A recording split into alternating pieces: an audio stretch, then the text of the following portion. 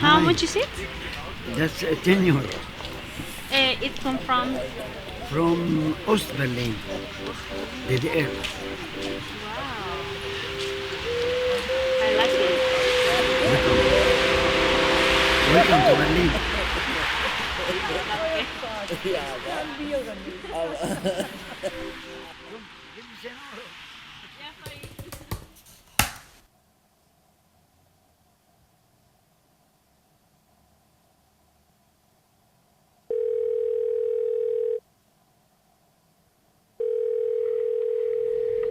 Staatliche Artistenschule, guten Tag.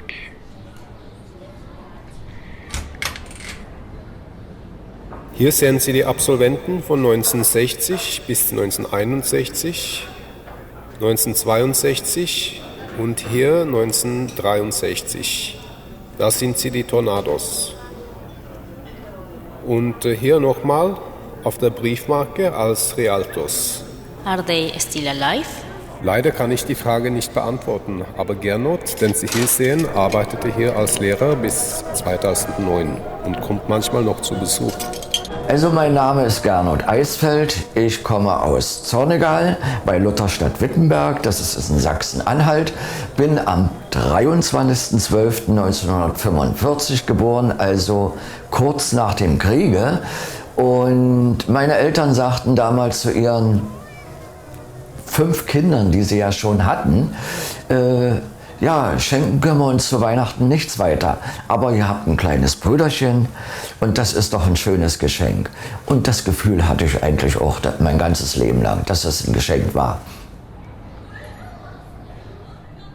Meine Eltern, sie waren, glaube ich, stolz, dass wir Artisten waren, dass wir etwas Besonderes waren. Wir waren ja in unserem kleinen Ort irgendwie so populär. Aha, die Eisfeldskinder, das sind noch die Artisten.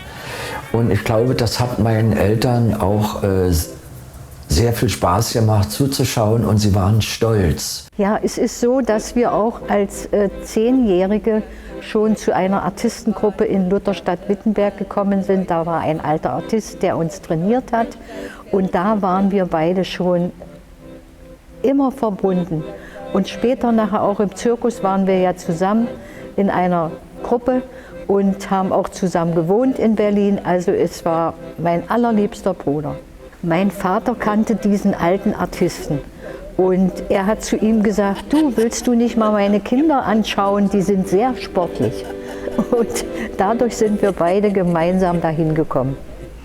Und dann haben wir schon 3, 4 Jahre oder 5 Jahre insgesamt Vorlauf gehabt. Und als dann die Prüfung in Berlin war, zur Artistenschule, waren wir schon sehr gut trainiert. Und die haben uns mit Kusshand genommen, beide.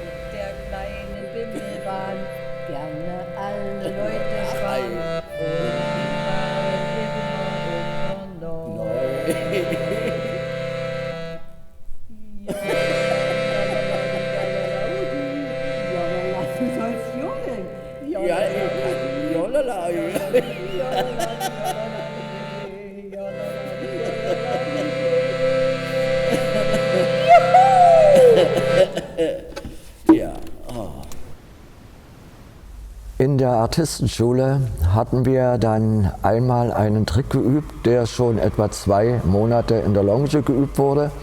Und unser Lehrer sagte dann eines Tages, der läuft doch gut, den können wir doch ohne Longe machen. Unser Lehrer sagte dann, in 5 Tagen wird er freigemacht. Oh, dachte ich, in 5, in 4, in 3, in 2, in 1. Morgen bist du ran. Ich hatte ein Herzklopfen. Oh je, das war schlimm. Aber es hat geklappt.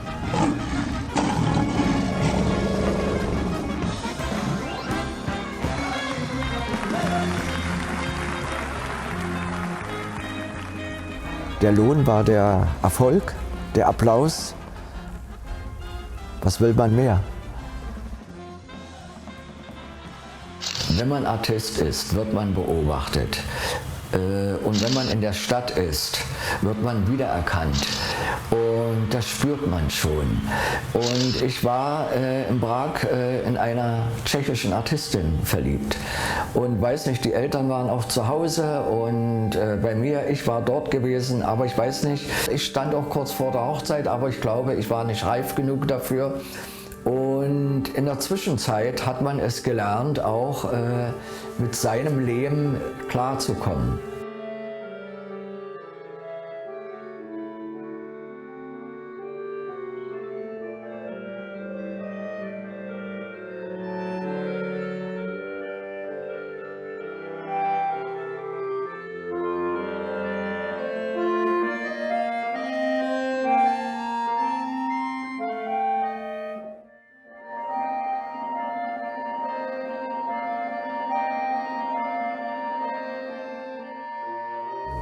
Als erfolgreicher Artist, sage ich mal in Anführungsstrichen, dazu gehört auch, dass man ein Herz hat und das will ja auch mal eingesetzt werden.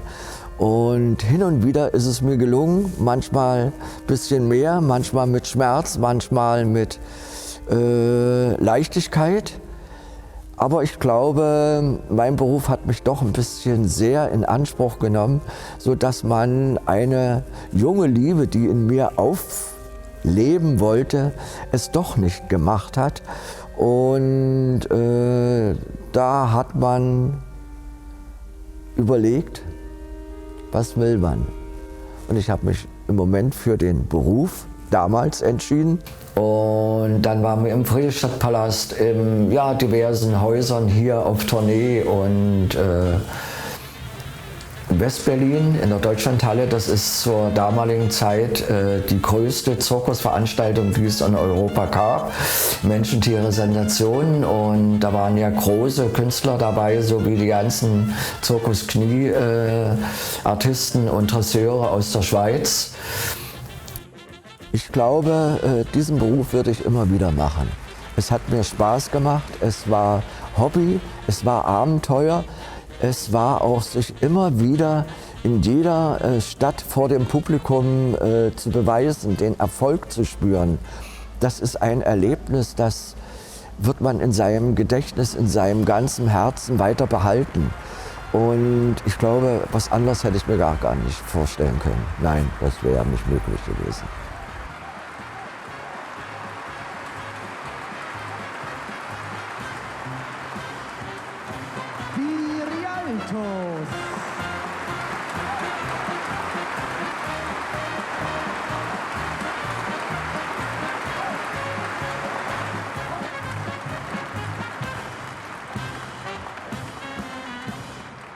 Ein Ballett ganz anderer Art zeigt Ihnen Uwe Schwichtenberg.